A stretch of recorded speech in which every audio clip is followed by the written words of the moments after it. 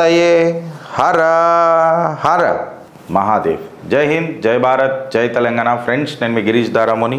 Welcome to our channel Chitragupta. ఈ మధ్యలో బాగా సోషల్ మీడియాలో ఒకటి వైరల్ అవుతుంది, చాలా చీపెస్ట్ పాయిజన్, నార్మల్గా కూడా మీరు తయారు చేసుకోవచ్చు అని చెప్పి సోషల్ మీడియాలో చాలా కథనాలు వస్తున్నాయి. ఢిల్లీ బ్లాస్ట్కి సంబంధించిన కొంతమంది డాక్టర్లను ఇంటర్గేట్ చేస్తుంటే గుజరాత్ ATS బస్ట్ చేసిన ఒక కథనం దేశాన్ని నిజంగా భయభ్రాంతులకు గురి చేస్తుందని చెప్పి మాట్లాడుతుండ్రు.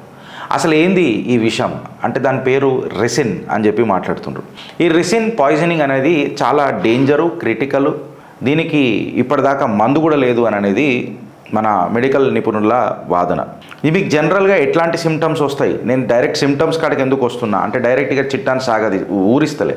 దీనికి మీకు సిమ్టమ్స్ ఎట్లాంటివి ఉంటాయి అని చెప్పి చెప్తే, మీకు జనరల్గా యూజువల్గా దగ్గు రావచ్చు, మీకు స్కిన్ ఇన్ఫ్లమేషన్ రావచ్చు, ఇట్లా ర్యాష్నెస్ రావచ్చు, డిస్కంఫర్ట్ కావచ్చు, వామిటింగ్లు, ఇట్లా గిడ్డినెస్ లాంటిది, ఇట్లా చక్కెర లాంటిది రావచ్చు, జ్వరం రావచ్చు, మీకు చెస్ట్ల కంజెషన్ కూడా రావచ్చు, డిఫికల్టీ ఇన్ బ్రీతింగ్, శ్వాస తీసుకున్నట్ల మీకు అది కావచ్చు, మోషన్స్ కావచ్చు, కొన్ని బ్లడ్ మోషన్స్ కూడా అవుతాయి, మీకు యూరిన్లో బ్లడ్ కూడా వచ్చే ఛాన్స్ ఎక్కువ ఉంటుంది.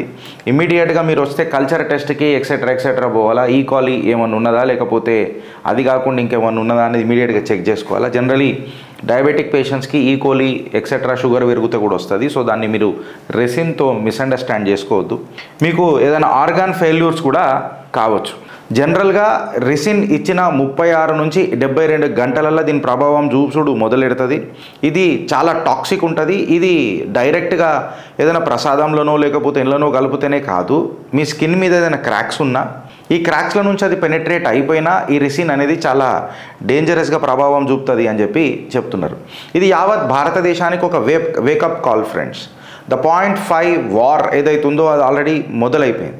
నేను ఇలా క్లియర్ కట్గా ఈ ప్రజెంటేషన్ని ఒక అన్కన్వెన్షనల్ వార్ ఎట్లుంటుందో దానికి తెరవిపనికి ప్రయత్నం చేస్తున్నా.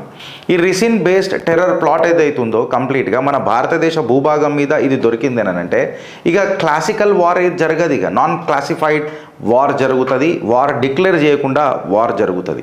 ఈ వార్ చాలా సైలెంట్గా ఉంటుంది, ఇన్విజిబుల్ ఉంటుంది. దీన్ని మీరు డినై కూడా చేయలేరు. అరే ఇట్లా అయిందా అని అన్న ఆశ్చర్యం అయ్యే లోపల ఘాతక్ పడిపోతుంది. భారత్ మళ్ళీ దీనికి తయారున్నదా అని అనేది ఒక పెద్ద క్వశ్చన్. ఈ రెసిన్ అనేది క్యాస్టర్ బీన్స్తో తయారవుతుంది. ఈ క్యాస్టర్ బీన్స్తోని తయారవుతుంది. ఇది ఎట్లుంటుంది అంటే మీకు పెద్దగా మీకు కనబడదు, నార్మల్గా కలిసిపోతుంది. అది ఆర్డర్లెస్ ఉంటుంది, కనబడదు, ఇన్ఫ్యాక్ట్ టేస్ట్లెస్ ఉంటుంది. ఏదైనా తినేటప్పుడు కూడా మనకు తెలుస్తుంది అని అంటే కూడా తెలియదు. ఫ్రెండ్స్ జాగ్రత్తగా ఉండండి. ఇది 6000 టైమ్స్ సైనైడ్ కంటే డేంజరస్ అంట. ఎంత? 6000 టైమ్స్ డెడ్లియర్ దాన్ సైనైడ్ అని చెప్పి చెప్తున్నారు. ఒక 3 మిల్లీగ్రాముల ఈ రెసిన్ ఏదైతే ఈ క్యాస్టర్ బీన్స్ నుంచి తయారు చేస్తారో ఈ 3 మిల్లీగ్రాముల రెసిన్ ఒక మంచి అట్టకట్ట మనిషిని భూస్థాపితం చేసేస్తుంది. ఇప్పటిదాకా దీని మీద అసలు మందు లేదు. ఇది జనరల్గా కోవర్ట్ కిల్లింగ్స్, కెమికల్ సబుటైజ్ చేయనీకే జనరల్గా యూజ్ చేస్తారు. ఇవాళ తీవ్రవాద తత్వానికి, జిహాద్కి, టెర్రర్కి ఒక కొత్త ముఖం దొరికింది. ఇవాళ గన్లు, బాంబుల కంటే ఇవాళ రాడికల్ నెట్వర్క్లు మొత్తము కెమికల్, బయోలాజికల్ ఇంకా సైబర్ ఇట్లాంటి స్ట్రాటజీలకు దిగిపోయినారు. ఈ రెసిన్ ఏందని అంటే ఒక పర్ఫెక్ట్గా ఫిట్ అవుతుంది ఈ జిహాదీ ఈకో సిస్టమ్కి. ఎందుకంటే అది చాలా చీప్గా దొరుకుతుంది. అసలు నువ్వు దాన్ని డిటెక్ట్ చేయలేవు, ఇంత ఘాతకు ఉంటుంది అది పెడితే. అసలు నువ్వు గుర్తు కూడా పట్టలేవు. నార్మల్ ఇట్లా నీకు ఇన్విజిబుల్ ఉంటుంది కంప్లీట్గా. ఇట్లా నీళ్ళలాగా కనిపిస్తుంది నీకు. ఆల్రెడీ మీరు సోషల్ మీడియాలో చాలా చూసుకుంటారు. గుజరాత్ ATS ఎప్పుడైతే సెంట్రల్ ఏజెన్సీలు దీన్ని బస్ట్ చేసినాయో డాక్టర్ అహ్మద్ మొహినుద్దీన్ సయ్యద్ ఒక MBBS గ్రాడ్యుయేట్ సీక్రెట్గా ఇంట్లల్లో మొత్తం ఒక ల్యాబొరేటరీ సెటప్ పెట్టుకొని దీన్ని మ్యానుఫ్యాక్చర్ చేసుకుంటూ పోతున్నాడు.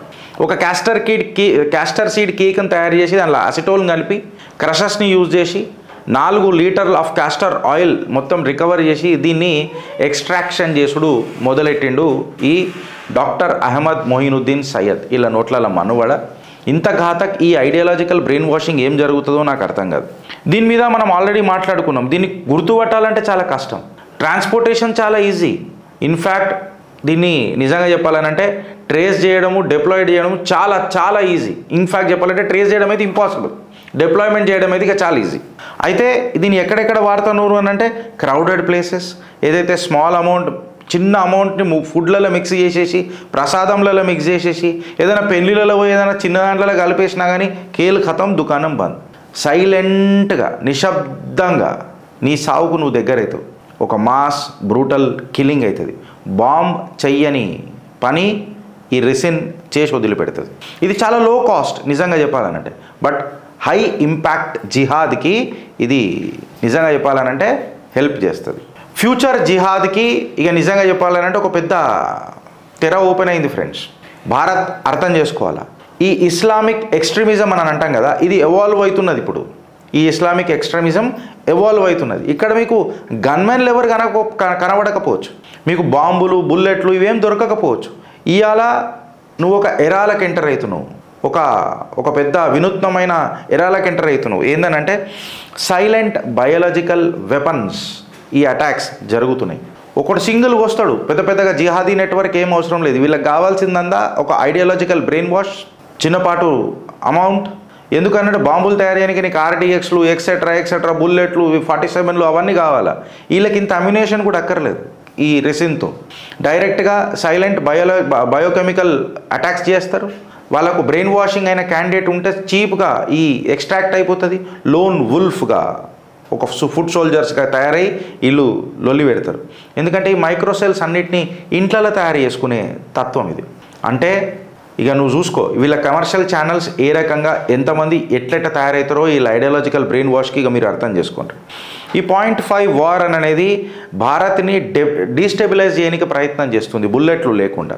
ఈ రిసిన్ కేస్ క్లియర్ కట్గా భారత్కి ఏం పాఠం నేర్పుతుంది అని చెప్పి మనం మాట్లాడితే, ఇవాళ ఈ ఇంట్లలో తయారు చేసే కంప్లీట్గా టెక్నాలజీ ఉన్న ఈ గ్లోబల్ కనెక్టెడ్ ఉన్న ఈ జిహాదీ నెట్వర్క్ ఇళ్లకు తోడ్పడితే ఏ రకంగా ఈ ఇస్లామిక్ ఎక్స్ట్రీమిజం అనేది ముంగడికి పోతుందో మీరు చూడండి. ఇలా భారత్ మనం అవేర్నెస్ ఉన్నదా? మన హిందూ కమ్యూనిటీ దీని మీద అవేర్నెస్ పెంచుకుంటుందా? ఈ హజార్డస్ మెటీరియల్స్ మీద మనకు అవగాహన ఉన్నదా? ఈ ఇంటెలిజెన్స్ షేరింగ్ 10 మందికి షేర్ చేద్దామా? ఈ సెక్యూరిటీ ఏదైతే ఉందో రిలీజియస్ మన గ్యాదరింగ్ల దగ్గర, ఎస్పెషల్లీ మన గుళ్ళ గోపురాల దగ్గర, ఇక్కడ మనము అప్రమత్తంగా ఎట్లు ఉండాలా? ఈ సైబర్ అటాక్ నుంచి, ఈ ఎక్స్ట్రీమిక్ వర్క్ల నుంచి మన భారత్ని మనం ఎట్లా కాపాడుకోవాలా? ఫస్ట్ నువ్వు ఎట్లా నిన్ను కాపాడుకోవాలా? నిన్ను కాపాడుకొని నువ్వు సైనికుడు అయితే భారత్కు ఒక నిజంగా గల్లీలలో తిరిగే సైనికుడివి కావాలి. ఇలా నెట్వర్క్స్ ఏ రకంగా ఉన్నాయో వీళ్ళని ఎక్స్పోజ్ చేయాలా. ఇలా మన విజిలెన్స్ టీంలను తయారు చేయాలా. కమ్యూనిటీ రెసిలెన్స్ ఒకటి తయారు చేయాలా. ఇంకొకటి సెల్ఫ్ ఎకనామిక్ రిలయన్స్ అనేది మనం స్టార్ట్ చేయాలి ఫ్రెండ్స్.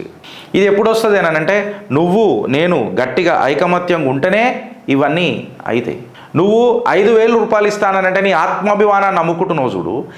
ఈ ముచ్చట ఎందుకు అనంటే, ఈ ముచ్చట ఎందుకు అనంట మాట్లాడేటోడు కూడా, కొట్లాడేటోడు కూడా మిమ్మల్ని చూస్తే డిమోటివేషన్ అవుతుంది. ఓ హిందూ, నువ్వు లేవు, నీ కోసం నువ్వు బతకనీకే, నీ పిల్లల కోసం నువ్వు బతకాలన్నా నువ్వేం తప్పు పోతవచ్చురా భయ్, నీ తప్పేం లేకపోవచ్చు.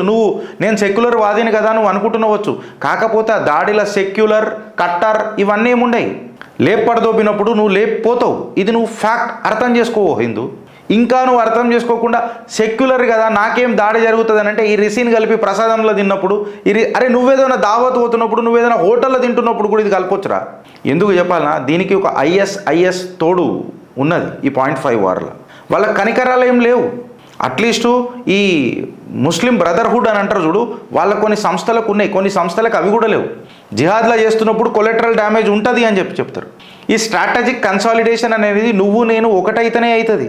ఇది మనం ఆర్గనైజ్డ్గా విజిలెంట్గా ఉండాలా. దీన్ని కంప్లీట్గా మనం చేసుకోవాలనంటే, ఎవడెవడైతే మనకు అడ్డమైన సైన్స్ ఇస్తుంటాడో, ఈ సపోర్ట్ ఎన్ఫోర్స్మెంట్ ఏదైతే ఉంటుందో వీటిని చిన్న భిన్నం చేసి మన సపోర్ట్ ఎన్ఫోర్స్మెంట్ మీకు గట్టిగా తయారు చేసుకోవాలా. లోకల్ నెట్వర్క్లను తయారు చేసుకోవాలా. భారతదేశ నిజంగా చెప్పాలనంటే గర్వానికి గర్జనకు నువ్వు నేను ఒక నేషనల్ సేఫ్టీ కావాలా. ఎనిమి అడాప్ట్ అవుతున్నాడు, నువ్వు నేను భారత్లో అడాప్ట్ అవుతున్నామా? ఇది అలారం కాదు ఫ్రెండ్స్, ఇది మన ప్రిపేర్డ్నెస్కి చెప్తున్నా నేను. సిగ్నల్ ఇచ్చేసింది ఇవాళ. ఫ్యూచర్ జిహాద్ నెట్వర్క్స్ ఏ రకంగా ఉంటాయి, మెథడ్స్ ఏ రకంగా ఉంటాయి అని. ఇవాళ కెమిస్ట్రీ, బయాలజీ ఇంకా ఈ ఐడియాలజికల్ మిక్స్చర్ ఏదైతుందో ఇది మనని దహించేస్తుంది. మన సర్వైవల్ అనేది మన యూనిటీ మీద ఉన్నది, ఒక పర్పస్ మీద ఉన్నది. తో సెక్యులర్ నువ్వు నిలబడతావా లేకపోతే పీక్ కట్టలు కడతావా అనేది ఇలా పెద్ద క్వశ్చన్. ఆలోచిస్తావా లేక అనుభవిస్తావా? భారత్ మాతాకి జై.